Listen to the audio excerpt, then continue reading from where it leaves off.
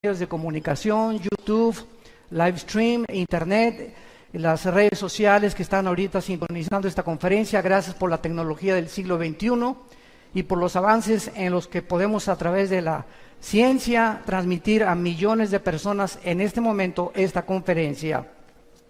Todos ustedes los que traigan una Biblia en esta mañana, dice en el capítulo 1 del libro del Apocalipsis, la introducción a este maravilloso libro, que vamos de una forma muy breve a desarrollar con los 4 jinetes del capítulo 6. Dice en Apocalipsis 1, versículo 3, dichoso y feliz, o bienaventurado el que lee y los que oyen las palabras de esta profecía y guardan las cosas que en ella están escritas.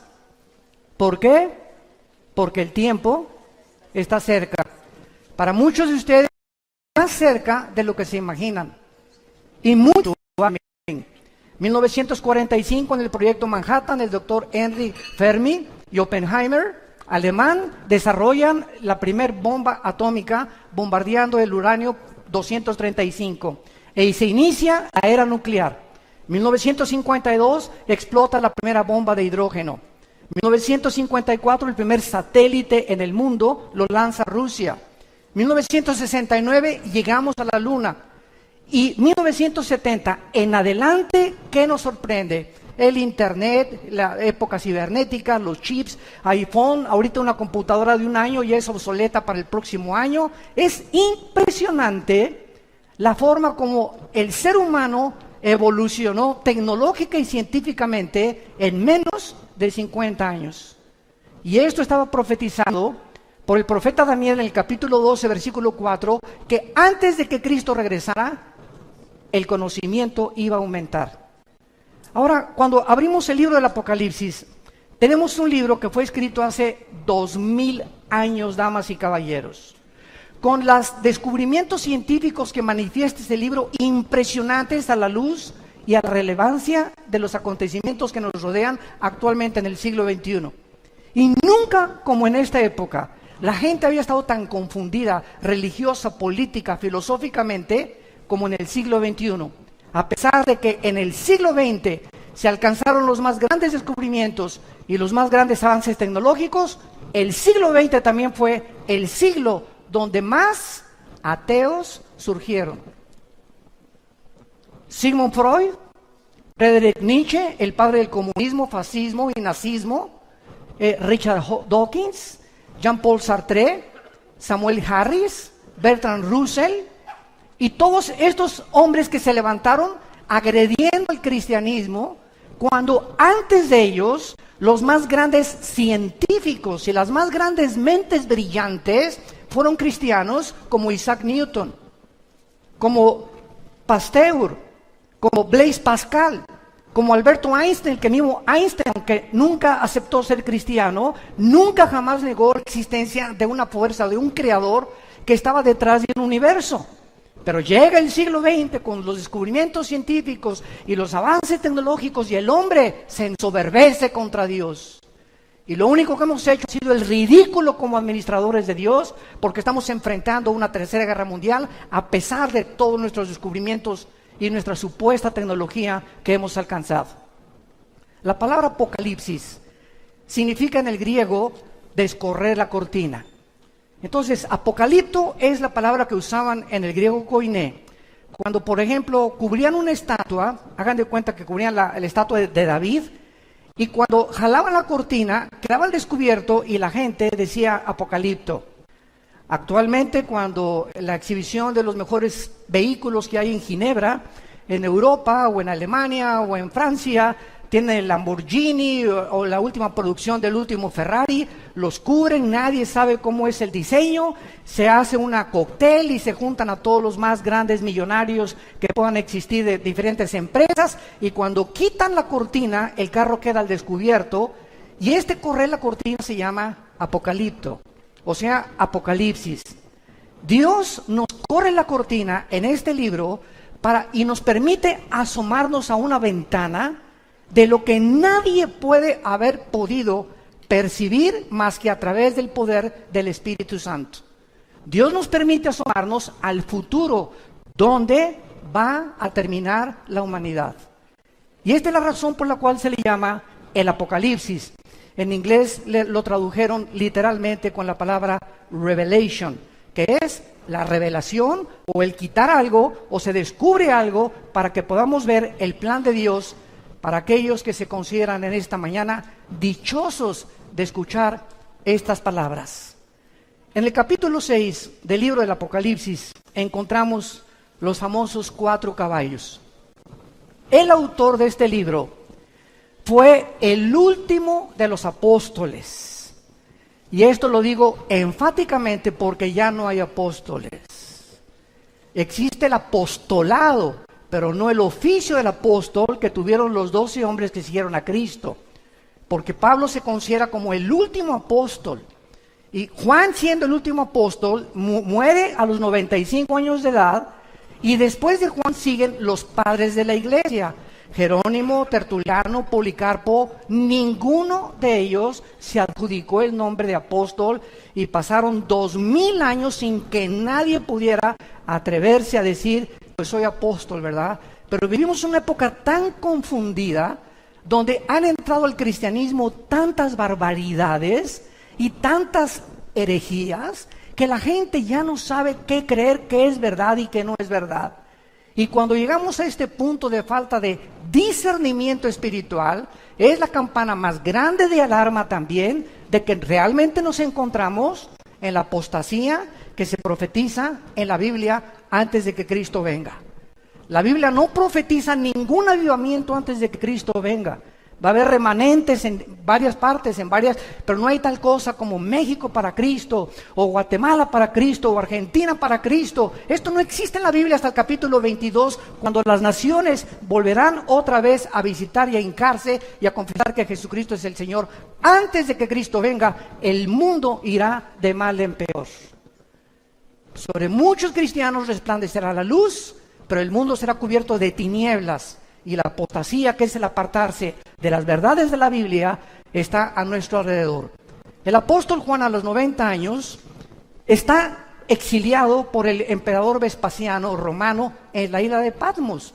Si ustedes van a Grecia, enfrente de Grecia o en medio está el mar Egeo, y todavía existe esta isla. Y hay visitas y tours para visitar la isla donde el apóstol Juan recibió esta revelación.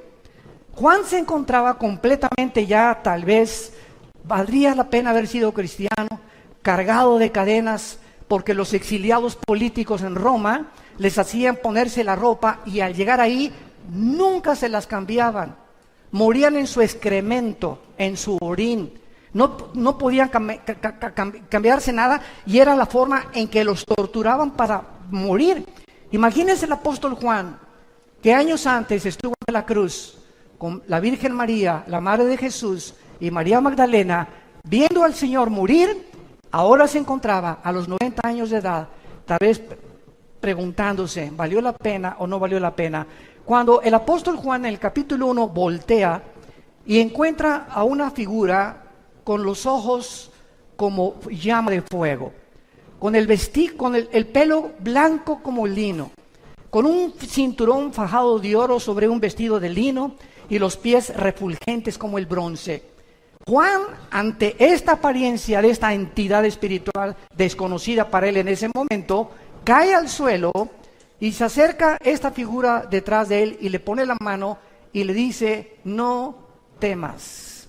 Yo soy el que estuve muerto, mas he aquí que vivo por los siglos de los siglos y tengo las llaves del infierno y tengo las llaves de la muerte. Escribe las cosas que son, las que van a ser y las que han sido. Y esto es lo que contiene los 22 capítulos de este libro maravilloso. Y cuando llegamos al capítulo 6, nos encontramos que 2600 años atrás, ahorita, en el libro de Daniel, hubo una profecía en el capítulo 9, versículo 24 al 27, que se llama las 70 semanas de Daniel.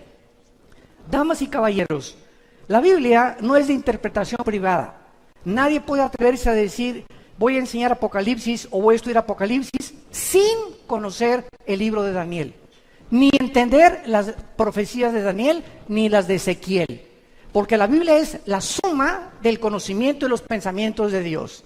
Y esta es la razón por la cual existen sectas, que es una secta, es una agrupación de personas que sacan un versículo sin tener en cuenta el contexto ni los demás pasajes de la Biblia, desarrollan una verdad que la llevan a un extremo y se convierte en una herejía.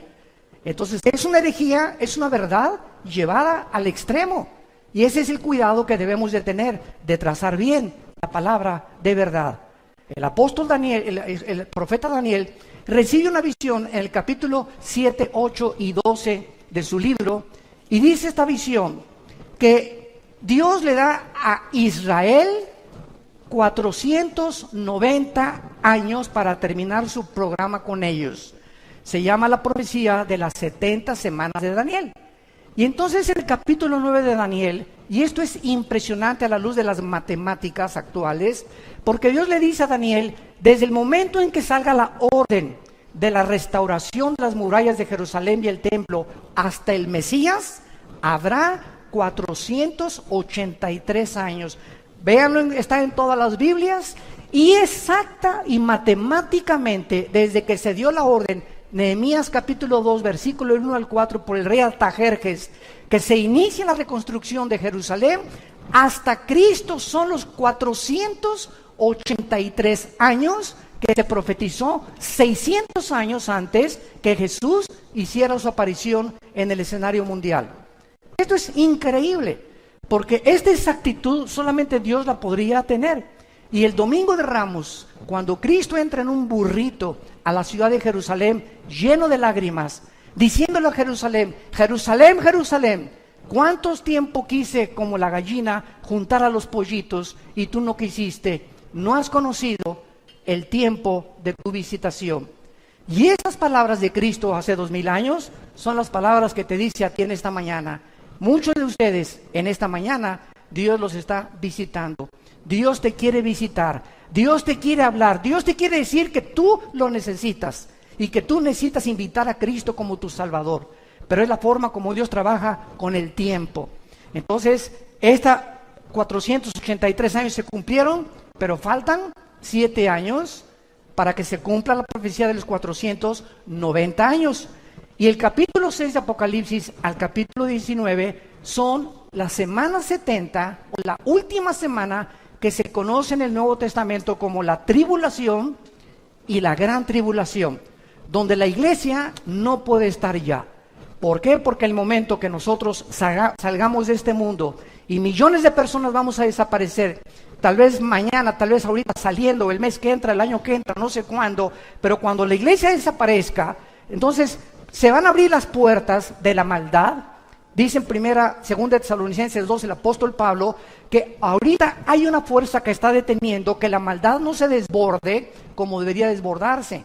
Pero cuando la iglesia salga, se va a desbordar esta maldad como ustedes no se imaginan sobre el mundo. Y si ahorita creemos que ya está descompuesto el mundo, imagínense ustedes en los 7 años que faltan, en la última semana de la profecía de Daniel, cómo va a estar el mundo cuando van a caer meteoros, va a haber terremotos, tsunamis, se va a abrir la puerta a todos los demonios del infierno que se encuentran, en el abismo, los ángeles caídos que están atados en el Tartarus, y bueno, va a ser una devastación impresionante en el mundo, que el mundo va a quedarse completamente azorado, pero la iglesia ya no va a estar en este tiempo aquí sobre la tierra.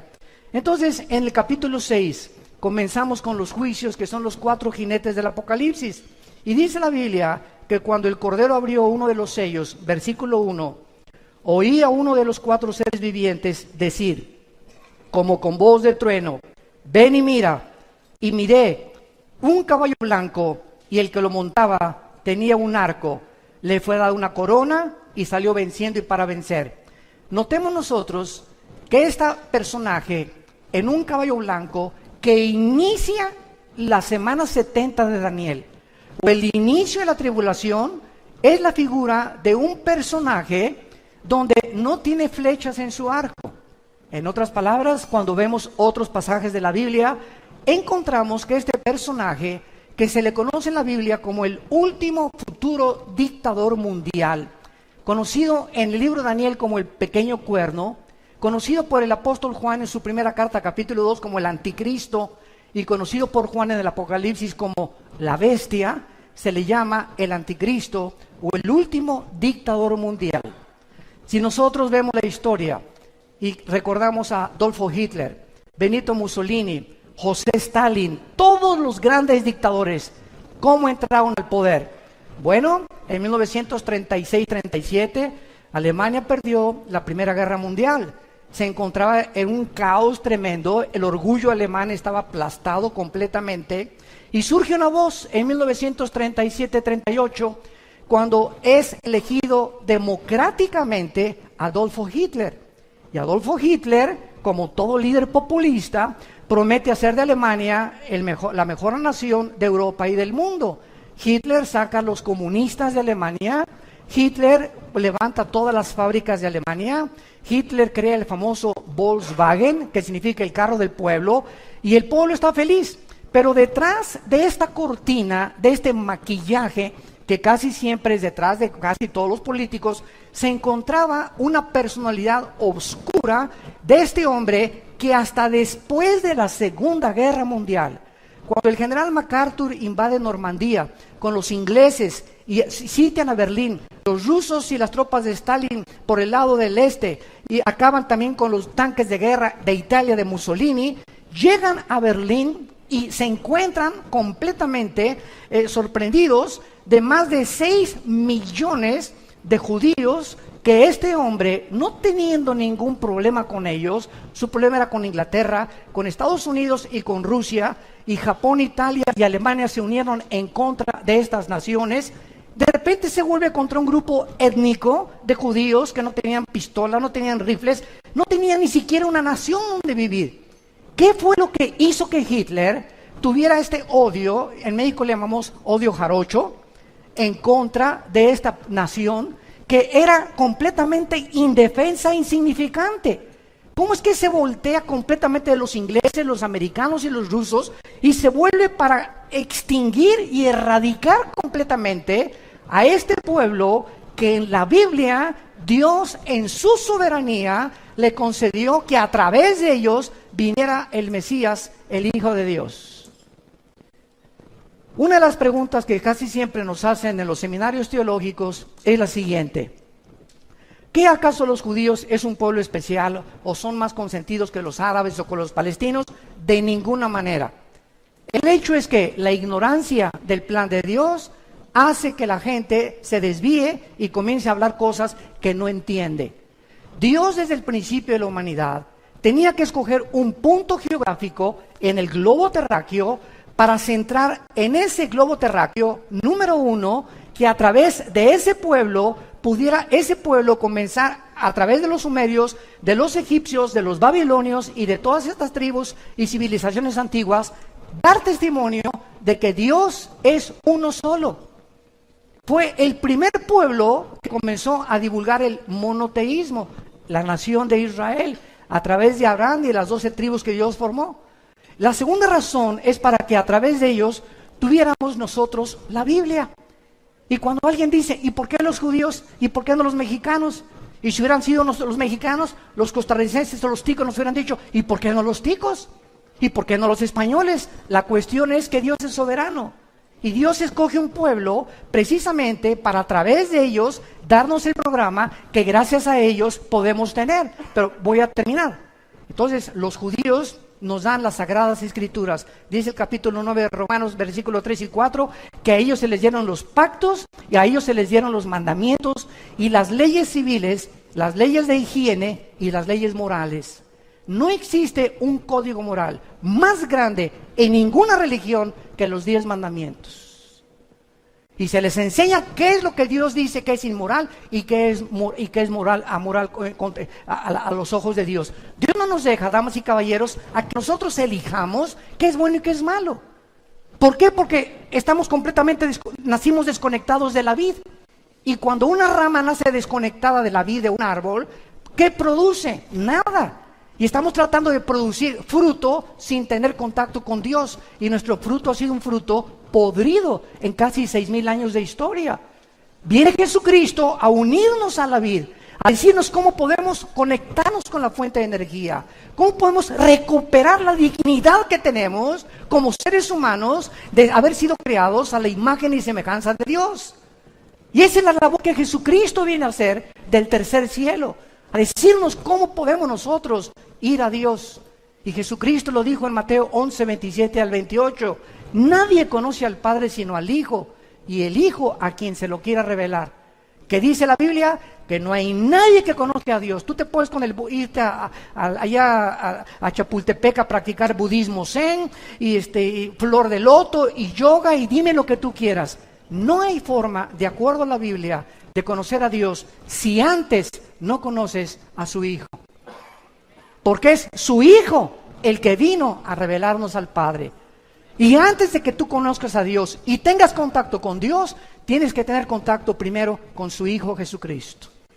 Y cuando tú oyes las palabras de Jesucristo y comienzas a seguirlo, Él nos conecta, Él nos abre la puerta, Él nos revela al Padre, entra a tu vida y comienzas a tener iluminación y entendimiento acerca de por qué naciste, de dónde venimos, quiénes somos, hacia dónde nos dirigimos. La ciencia jamás nos podrá contestar estas tres incógnitas que han permeado la filosofía desde hace 6,000 años.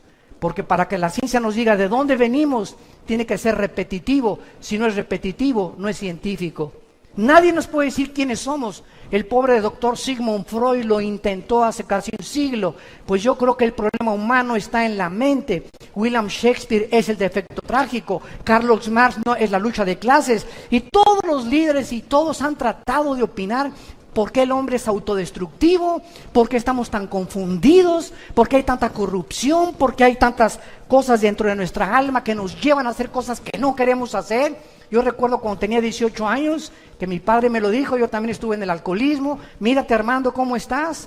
Y me acuerdo que le contesté a mi papá, papá, ¿y qué hago? Si me gusta el trago, pero es que te hace mal la cirrosis y todo, lo entiendo, el cigarro te hace mal, y dice, este producto es nocivo, pregúntale al que fuma, ¿por qué lo hace? ¿Por qué te estás autodestruyendo? Porque la Biblia dice que somos autodestructivos y necesitamos a Dios para podernos sacar, no alcohólicos anónimos, no marihuanos anónimos, no locos anónimos, sino la sangre de Jesucristo es la medicina que Dios nos da para poder sanar nuestra condición con la cual nacimos. Esta es la razón por la cual este hombre, el anticristo, voy a hablar más de esto hoy en la tarde, hoy en la conferencia en la tarde va a tratar sobre el tema del anticristo, lo vamos a ampliar más, pero vemos que nosotros, que cuando comience la tribulación, el anticristo va a surgir, escúchenme muy bien, con mucho cuidado. De acuerdo a la Biblia, 5 naciones de Europa y 5 naciones del Medio Oriente se van a unir para formar una confederación política que representan los 10 dedos de la estatua de Nabucodonosor y los 10 cuernos en Apocalipsis 17, que es el último gobierno que el anticristo va a formar. En otras palabras, no le creas a nadie, no se metan a internet ni a YouTube de tantas mentiras que hay. Que el anticristo iba a ser el pobre de Obama. Ahora dice que también el güero Trump va a ser el anticristo, que es el Papa, que el príncipe Felipe de España, que los reyes de Holanda, bueno, hasta el esposo de la reina Isabel en Inglaterra algún tiempo lo tacharon como el anticristo. Nadie puede saber quién es el anticristo, nadie. Hasta que no oigamos, se juntaron 5 naciones de Europa y 5 naciones del Medio Oriente que pertenecieron al antiguo imperio romano, lo cual desarrollaré también hoy en la tarde. Y cuando ellos se junten, ya que esté esta confederación política unida, de acuerdo a Daniel capítulo 7, de entre esos 10 reyes o 10 naciones surge el anticristo como un gobernante insignificante, por eso se le llama el cuerno pequeño. Entonces, cuando esto suceda, nosotros en esos días, o tal vez a las 24 horas, a los 48, desaparecemos del mundo. Ya no vamos a estar aquí. Tal vez ni quien lo quiera conocer. Pero este hombre va a entrar como entró Adolfo Hitler, con la paz, con la bandera blanca de la paz. Peace and love. Y el mundo le va a creer, el mundo va a ser engañado. A los 3 va a firmar un tratado con los árabes y los judíos, ¿Cuánto tiempo tiene desde 1948? Que ningún político, ningún secretario de Estado norteamericano ni europeo ha podido celebrar un tratado de paz entre los judíos y los árabes. Lo intentó Bill Clinton, lo intentó Jimmy Carter, lo intentaron Henry Ford, lo intentaron todos los presidentes norteamericanos y todos han fracasado. El anticristo logrará lo que hace más de 65, 70 años la diplomacia y la política norteamericana no ha podido lograr. Él podrá lograr con poderes sobrenaturales que él va a manifestar, satánicos, que los árabes y los judíos en 7 años no se toquen y que puedan los judíos reconstruir su templo, pero a los 3 años y medio, Jesucristo dijo en Mateo 24, versículo 15, a los judíos que cuando ellos vean la abominación desoladora que habló el profeta Daniel, entonces los que estén en Judea huyan a los montes. El que esté en la azotea no descienda para tomar algo en su casa. El que esté en el campo no vuelva atrás. Ay de las encintas y de las que críen en aquellos días. Oren porque vuestra huida no sea en invierno ni en día de reposo, porque habrá entonces gran tribulación. Palabras de Jesús, Mateo 24, 15 en adelante, cual no la ha habido desde el principio del mundo hasta ahora. Y si aquellos días no fueran acortados, nadie sería salvo, mas por causa de los escogidos, aquellos días serán acortados. Vemos entonces que el primer caballo blanco representa a la figura del futuro dictador mundial, que así es como comienzan los últimos 7 años, donde Dios trata otra vez a Israel. Hay una teología herética que se llama la teología del reemplazo, que enseña que Dios ya acabó con los judíos y que la iglesia vino a tomar el lugar de Israel. Esto es antibíblico. Simplemente lee el capítulo 9, 10 y 11 del libro de Romanos. 3 capítulos dedica Pablo para enseñar que Dios puso en la banca, ahí están ahorita los del Barcelona en la banca, para cuando jueguen con el Real Madrid, ¿verdad?, le vuelvan a ganar. Entonces, están en la banca simplemente, pero cuando llega el momento en que se acaba el tiempo de la iglesia, los 2000 años aproximadamente que la iglesia tiene, que es la época de la gracia, Dios se vuelve a Israel otra vez. Y porque Dios no abandona, Dios es un Dios de pactos. Y Dios dice que Él no va a abandonar a su pueblo. Y Romanos 11, 25 y 26 dice que cuando Cristo venga, Israel será salvado. Y los árabes también, que se conviertan a Él. Y los palestinos también. Y los musulmanes también. Dios es un Dios de todas las nacionalidades y de todas las tribus y de todas las etnias. Simplemente Él escoge a Israel para que ahorita los ojos del mundo se coloquen en Israel. Nada más.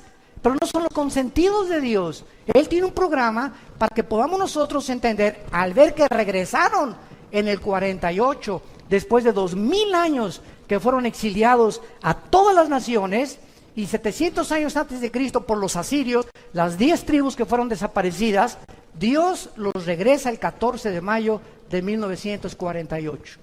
Ante los ojos expectantes del mundo, una nación se constituye en un estado soberano independiente en un solo día. Esto jamás en la historia ha sucedido. Veamos en segundo lugar el segundo jinete del Apocalipsis en el versículo 3. Apocalipsis capítulo 6. Cuando abrió el segundo sello, oí al segundo ser viviente que decía: ven y mira. Y salió otro caballo bermejo, o sea, rojo, y al que lo montaba le fue dado poder de quitar de la tierra la paz, y que se mataran unos a otros, y se le dio una gran espada.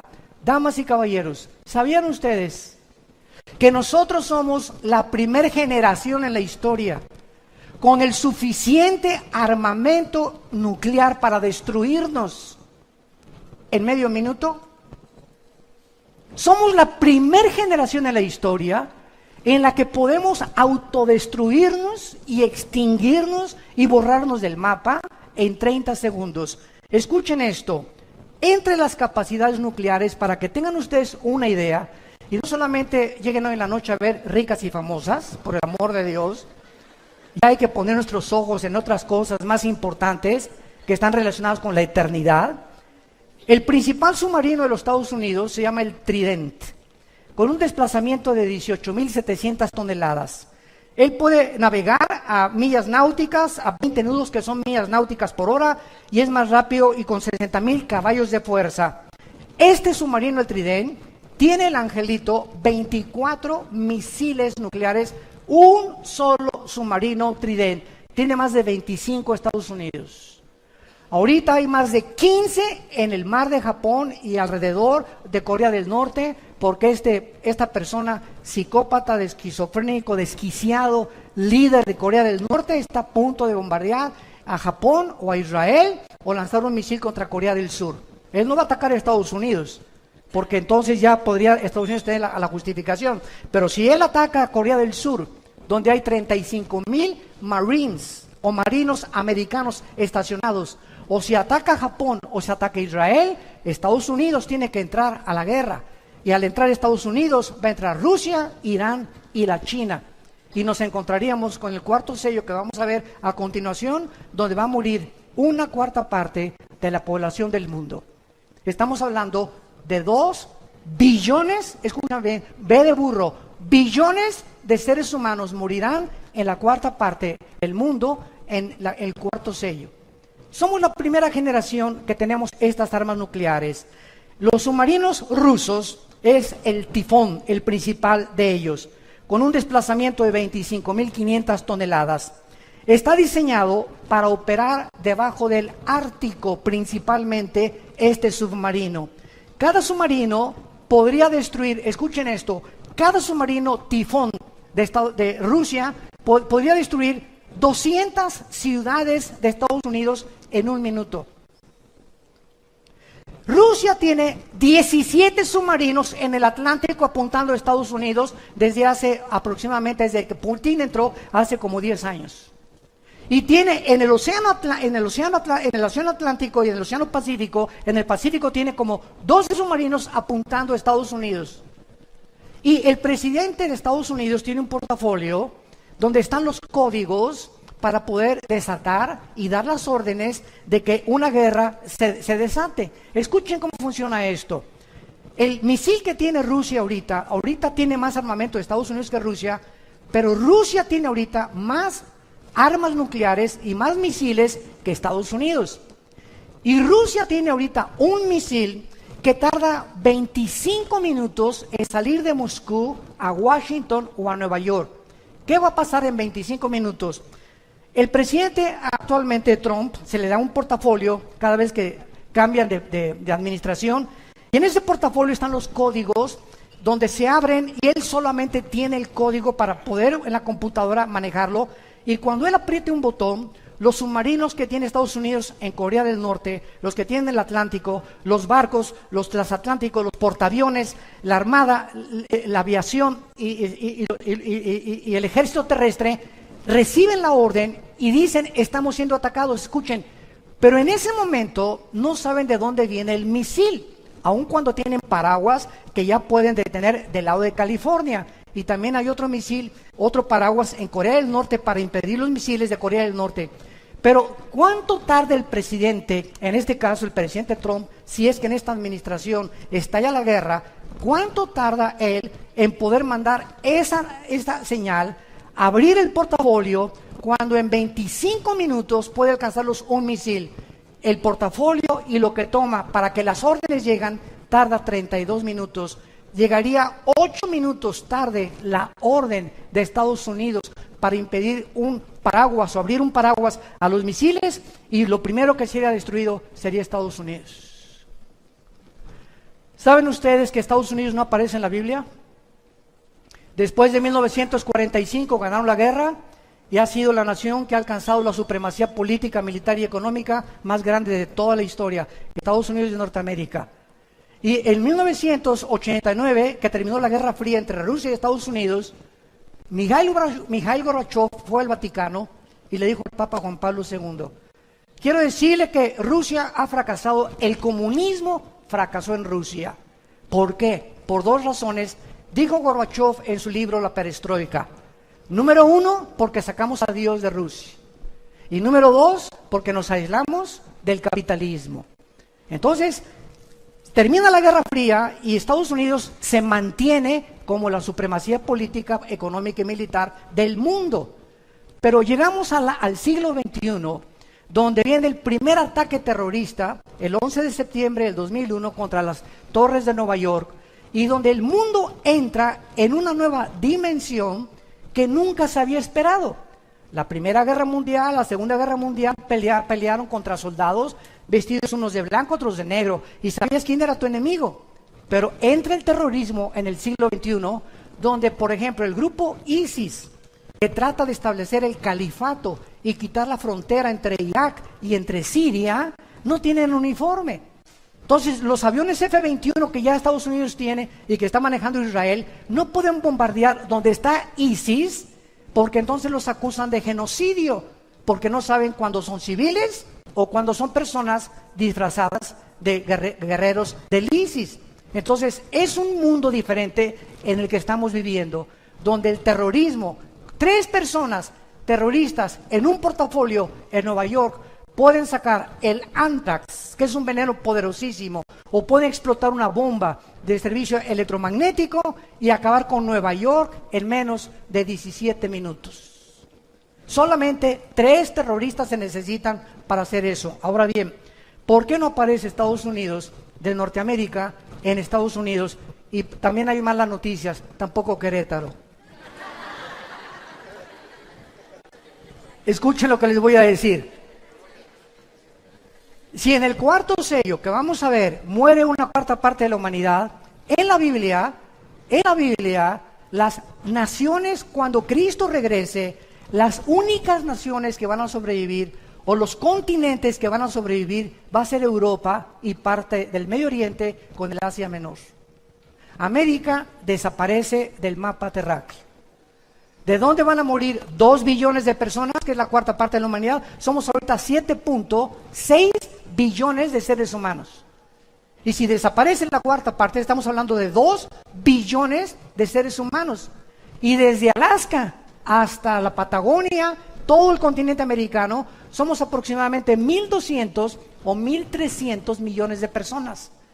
Así que desaparecería todo el continente americano en una guerra nuclear.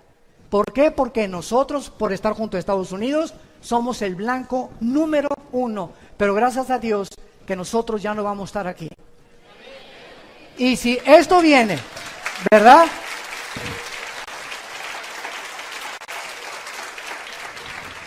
Y si esto viene, nos vamos a dar cuenta que es completamente devastador el poder nuclear que hay ahorita.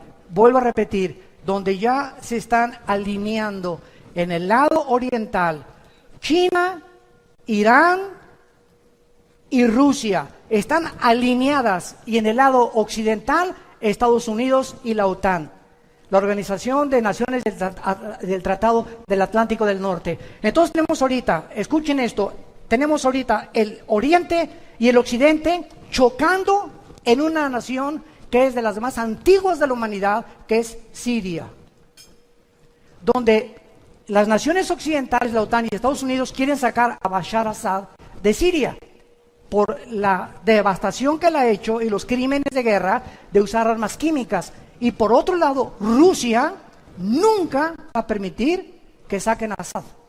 ¿Por qué? Porque Rusia tiene la única base naval en Siria con acceso al Mediterráneo. Entonces, el día que destruyan Siria, y el día que la OTAN o Estados Unidos pudieran sacar a Assad, entonces Rusia quedaría aislada e Irán le provee todas las armas a los de ISIS, e Irán le provee todas las armas a todos los rebeldes que quieren sacar a Siria, y vemos una pantomima increíble de intereses económicos en el Medio Oriente. Escuchen esto, todos supieron que mandaron 60 Tomahawks, misiles Tomahawks, el presidente Trump, a un lugar geográfico de Siria. Escuchen lo que pasó. Un Tomahawk es un misil que sale de un submarino o de un portaaviones a una velocidad de 1.700 kilómetros por hora. Tiene un poder explosivo en la punta del Tomahawk con un GPS, que es una computadora que si hay una montaña, por ejemplo, así, y el Tomahawk sale de un submarino y el blanco está aquí atrás. El Tomahawk, por ser guiado por una computadora, hace esto, evade la montaña, vuelve a bajar hasta que den el blanco. Tiene 0.002 de error. Esos son los misiles Tomahawk. Muy bien, Estados Unidos mandó 50 o 60 a Siria. ¿Saben ustedes a dónde los mandó? Para que se mueran de la risa, de cómo estamos tan engañados, a un lugar donde no había nadie. Ni siquiera se han mandado, o sea, 60 Tomahawks acaban con todo Siria, por el amor de Dios, Virgen de la Macarena. Nada, sacaron una fotografía que un aeropuerto ahí que se murieron algunos nada más. No es cierto, no es cierto. Se pusieron de acuerdo Trump y Putin, tu padrino. Se pusieron de acuerdo porque hay un problema tremendo ahorita, que es posiblemente que procesen a Trump. Lo está defendiendo el Partido Republicano porque es la mayoría ahorita en el Senado, pero está demostradísimo que Rusia invadió completamente las elecciones norteamericanas. Y que había nexos muy profundos entre ellos. ¿Por qué? Porque el secretario de Estado ahorita del presidente Trump, el señor Tillerson, tiene más de 12 pozos petroleros en Rusia, por el amor de Dios. Y no los van a perder. El expresidente de Exxon, multimillonarios. Nunca ha habido un gabinete de millonarios como el que existe ahorita alrededor de este presidente. Entonces, hay intereses que no le conviene ni a Rusia ni a Estados Unidos ahorita entrar en un conflicto. Entonces, Putin le echa la mano y le dice, mándame unos misiles, mándalos a ese lugar, y para que el mundo sepa, no, Trump sí realmente, él está en contra de Rusia. No es cierto, son compadres. Este es el mundo que vivimos, un mundo de engaño, un mundo de mentiras, un mundo de corrupción, un mundo de los medios de comunicación nos presentan una imagen, un escenario que no existe y lo acabamos aceptando todos. Pero es la forma como el mundo está trabajando. Pues hace 2500 años el profeta Ezequiel en su capítulo 38 profetizó que antes de que Cristo viniera se iba a alinear Rusia, que no existía más que con la palabra de Magog. Iba a alinearse con Persia. En 1935 le cambió el nombre a Irán. En 1935 de Persia se cambió a Irán. Aparece en la Biblia como Persia. Y se iba a unir a ellos también la China como los reyes del Oriente, Apocalipsis 16. Y se iba a unir entonces China, Irán y Rusia en contra del Occidente. Tal como ahorita los periódicos de mañana en la mañana lo están notificando al mundo. Y si tú quieres saber que hay una luz, no consultes por favor a Walter Mercado, ni a la bruja, ni a los mediums, ni a la doctora Corazón, ni a tantas barbaridades que encontramos por el mundo. La Biblia es la palabra profética más segura, a la cual haríamos bien en estar atentos como una luz. La única luz que hay está aquí. Es la única luz. Y tú, si eres cristiano, y tú también, somos la única luz en nuestra familia, en tu oficina, en tu taller de carpintería, en tu escuela, en tu secundaria, en tu high school. Somos nosotros enviados a Dios para decirle al mundo, arrepiéntanse. Cambia tu manera de pensar. Tú no puedes seguir con esta vida que tú estás llevando, te vas a autodestruir. Ya lo oímos en el testimonio, es uno de millones de personas que viven vacíos. Este señor que está presidente ahorita en Estados Unidos, uno se dice, oye, pero con este dinero, ¿por qué no se retira con sus nietos? Por el amor de Dios. Ahora hace un mes mandó un tweet que estaba arrepentido de haber aceptado la presidencia, que nunca se imaginó que era tan grande las cargas que iba a tener, cuando en su campaña, no, son chiles en nogada, hombre, cualquier cosa, no. Vamos a, ¿verdad? Vamos a poder, no, es como le dicen, ¿verdad? Pie in the fingers en inglés, o sea, es cualquier cosa la presidencia. Y ahorita tiene más de 2 meses, escuchen esto, más de 2 meses aislado, escuchen esto, este hombre en la Casa Blanca, sin su esposa, sin sus hijos y sin su hijo menor de edad. Ya la esposa, ni los hijos, aislado completamente. Nadie sabe, ¿verdad? Se están separando todos y ahí está aislado él en la más grande de las soledades. Por eso necesitamos orar por él y por nuestros gobernantes.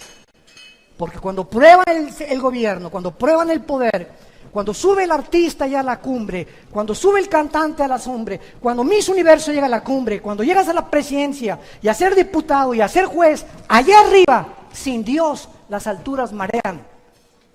Nos descompone el poder y el aplauso y el dinero sin Dios.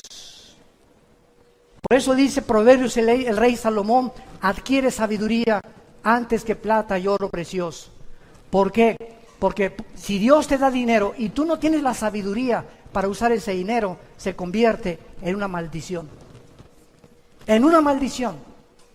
Ahorita, el misterio más grande que hay ahorita aquí en la República Mexicana es ¿dónde está el dinero del Chapo? Nadie lo sabe. Antes de morir, un líder más grande que él, Pablo Escobar en Colombia, su hijo que anda testificando por todo Brasil y por toda Sudamérica, el hijo de Pablo Escobar, lo dice. Mi padre teníamos cuartos llenos de dinero. Un día tenía fiebre una de mis hermanitas, quemamos como $1 millón para calentarla, porque no sabíamos en qué gastarlo. No lo podíamos meter al banco, no podíamos usarlo porque todos nos tenían fichados. Ese es el poder, es una mentira.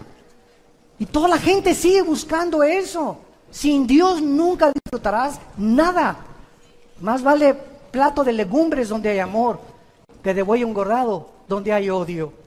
Y vemos en tercer lugar el caballo negro, que es la peste y el hambre en el mundo.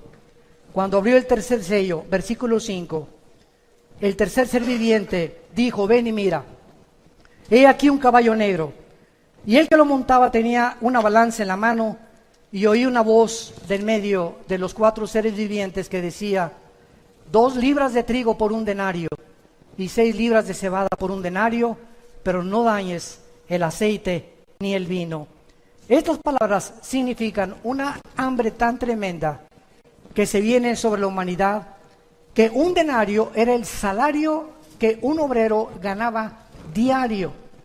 Entonces, 1 barra de pan no va a alcanzar ni siquiera para comprar con 1 día de salario mínimo. Cuando vino la Gran Depresión en Estados Unidos, en los 30s, los alemanes tenían carretillas de dinero, pero así, de los marcos alemanes, pero millones de marcos alemanes que no podían comprar un solo pan. De la devaluación tan impresionante que vino en la Gran Depresión. Y así lo dice la Biblia, Dios convierte en polilla lo más apreciado del hombre. En lo que tú has puesto tu esperanza ahorita, en tu trabajo, en tu dinero, en tu poder, en tu posición, así, pero de la noche a la mañana, Dios te puede decir, se acabó. Y tú puedes decir, alma mía, reposa, mucho dinero tengo, ya tengo asegurado en el banco. No, al llegar al $1 millón, ya sé que estoy asegurado. No, a los $3 millones, ahora sí me voy a Hawái. Y dice la Biblia que tú puedes hoy mismo en la noche, descubrir que tienes cáncer, una embolia cerebral, un ataque al corazón. Nuestra vida pende de un hilo. No depende de lo que nosotros construyamos para el futuro, depende de un Dios a quien le debemos sumisión y adoración y obediencia. Y eso es lo que Él quiere, que nosotros nos volvamos a ese Dios, que pongamos nuestros ojos en las cosas eternas, no en las cosas temporales, que pasamos peregrinos nada más por esta vida. Cuando un niño tiene 5 o 6 años, no existe el futuro ni el pasado, él vive en el presente, no se preocupa si hay comida, si hay complex. Llegamos a los 18 años, los jóvenes, el futuro, ¿qué voy a hacer? ¿Qué carrera? Y desgraciadamente, ¿cuál es la que más produce dinero? Y se ponen a investigar los jóvenes en internet, ¿cuáles son las mejores remuneradas carreras? Cuando a lo mejor no tienes tú ese llamado, pero movido por los intereses materiales en que el mundo vive, pierden completamente su llamado y lo que Dios tiene para sus vidas. Y cuando llegamos al 5.º piso, ¿verdad? Como muchos de nosotros ya llegamos, o al 6.º piso, a los 50, 60 años de edad, todo es hacia atrás. Ay, si hubiera sido Pancho Villa, y si hubiera esto y el otro, y mi abuelo y por aquí y por allá, y vemos nosotros como el ser humano, al llegar a la tercera edad, así pasa el tiempo. Los jóvenes creen que tienen toda la vida, pero llega al 5.º piso y al 6.º piso, y te vas a dar cuenta qué rápido pasa el mundo y la vida. Y cuando menos lo esperamos, ya estamos de canas, tenemos a nuestros nietos, regresamos otra vez a la vejez, a que alguien nos tenga que cuidar, y lo que hiciste en la vida para quién lo hiciste, para quién sembraste, para quién viviste. Ancha es la puerta, dijo Jesús, que conduce a la perdición. Y muchos van por esa puerta ancha. La puerta donde tú eres el autónomo y tú no le das cuentas a nadie. Tú pones tus reglas y tus propios mandamientos. Pero angosta es la puerta que conduce a la salvación y pocos son los que entran por ella. Porque si tú no cargas tu cruz, dijo Jesús, si tú no cargas tu cruz y no te niegas a ti mismo, no entrarás al reino de los cielos. El hambre, de acuerdo a la FAO, hay más de 2,000 millones de personas ahora muriéndose de hambre. El 50% de las personas pobres viven en el Asia del Sur, India y Bangladesh, y otra sexta parte vive en el sureste de Asia, el resto en Latinoamérica y en el Medio Oriente. En la ONU existen, de acuerdo a los datos de la ONU, más de 200 millones de infantes que diario van a la cama con hambre. Y tú tienes por lo menos totopos, cornflakes, leche. ¿No le das gracias a Dios por eso? Por la casa que tenemos, por las nubes que nos rodean, por las montañas, por el aire. Estamos vivos, oh Dios. La familia es el tesoro más grande que Dios nos ha dado. Gracias, Señor, por mi esposa que me has dado, mis hijos, mis nietos. ¿Cuántos de ustedes van a vacaciones a Acapulco, a Puerto Vallarta? Y hasta las vacaciones llevan su computadora y ahí están en el hotel en lugar de que disfrutes la playa, el sol, las puestas de sol. Ahí estás con tu computadora haciendo negocios y negocios y negocios. Es que yo soy un hombre. Eso no es ser hombre, eso es ser un tonto. Tenemos que entender que la vida es muy corta y que tenemos que disfrutar las cosas pequeñas que son las que más felices nos hacen, que es disfrutar a nuestros hijos. Y finalmente vemos el caballo negro, que dice la Biblia en el versículo 6, cuando abrí el cuarto sello, vi el caballo amarillo. Esta palabra en el griego es kloros, y es amarillo porque es el color de los muertos. Cuando alguien se muere, comienza a palidecer su rostro. Yo he visto cantidad de personas muertas, y en una hora, ¿verdad? El rostro les cambia completamente, comienza la sangre ya se coagula, ya no existe ningún contacto ya con las neuronas del cerebro, etcétera, etcétera. Por eso se le llama el caballo amarillo. El que lo montaba tenía por nombre la muerte, y el Hades le seguía, y le fue dada potestad, aquí está, sobre la cuarta parte de la tierra, para matar con espada, o sea, con guerra, hambre, con mortandad y con las fieras de la tierra. Vemos nosotros en este último caballo que es la muerte. ¿De qué forma? Esto es lo que está sucediendo actualmente en el mundo. En agosto de 1990, cientos de delfines aparecieron muertos en los océanos, en las playas de Valencia, en España. En Francia aparecieron muertos 50 delfines en 2 semanas el mismo año. Las pruebas de laboratorio descubrieron que estos delfines murieron por un virus llamado Morbilli, que es producido por la contaminación del petróleo derramado en el mar. Solamente los pozos petroleros que Saddam Hussein en la famosa guerra del Golfo Pérsico explotó o voló, arrojaron más de 75,000 toneladas de dióxido sulfúrico a la atmósfera, con 100,000 toneladas de carbón y más de 800,000 toneladas de dióxido de carbón todos los días. Damas y caballeros, estamos en un planeta donde el aire, la comida, el agua, los bosques, todo lo hemos contaminado. Yo creí que Querétaro se estaba salvando. Y antier que llegué con mi esposa, veníamos de Estados Unidos aterrizando, y era una nube que estaba cubriendo a Querétaro de smog. Le dije, ¿de dónde viene esto?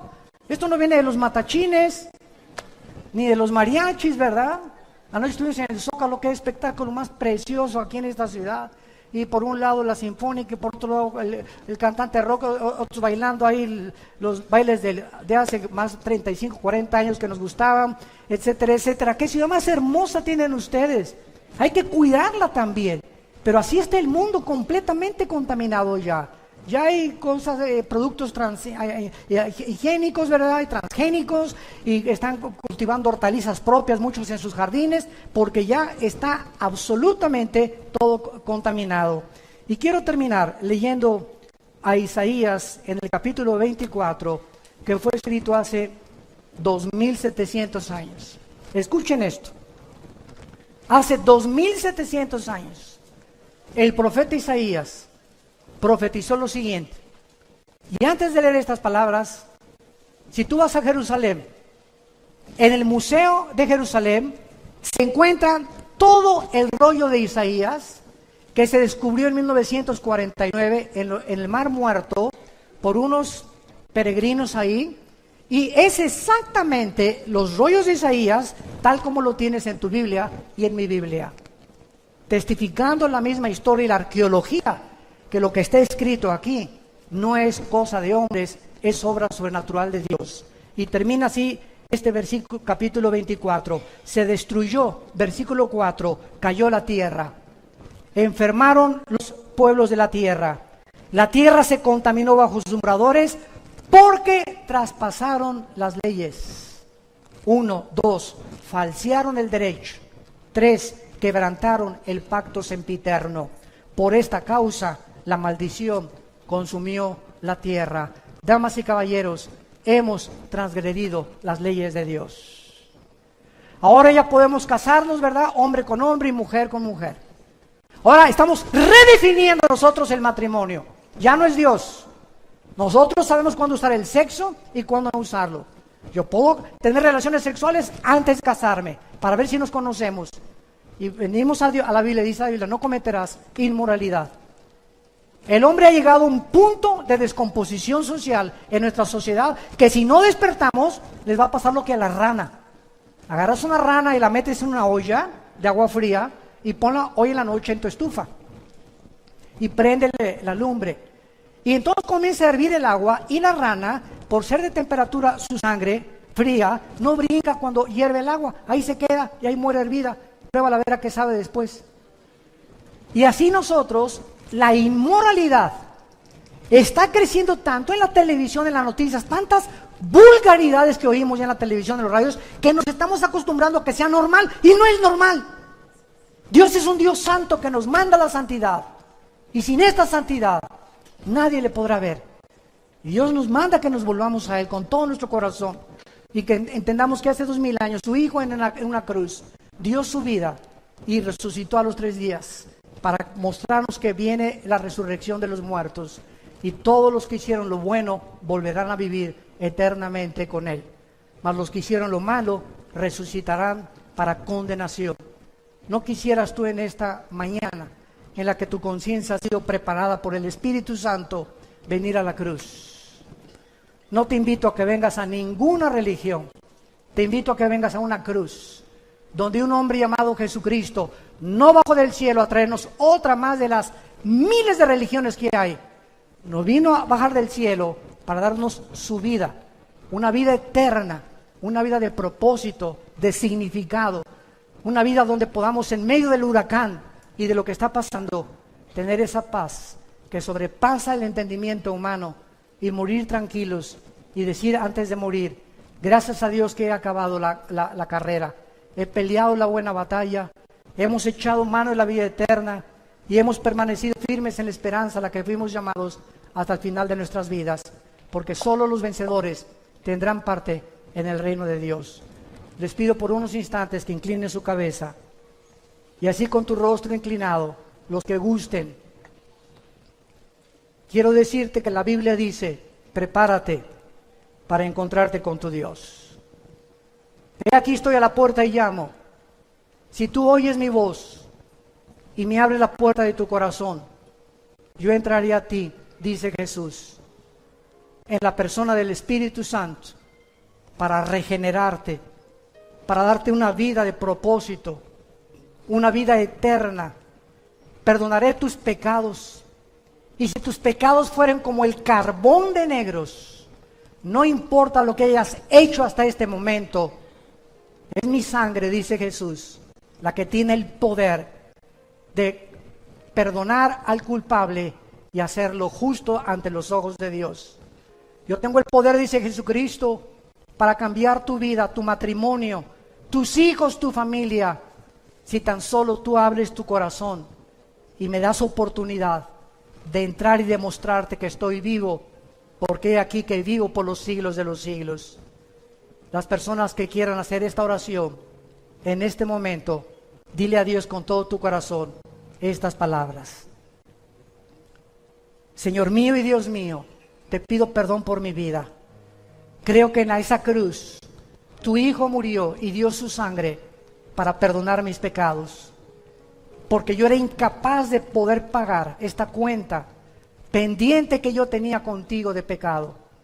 Ahora creo que es su muerte, su vida, la que me da este perdón, gracias a tu gracia y a tu misericordia.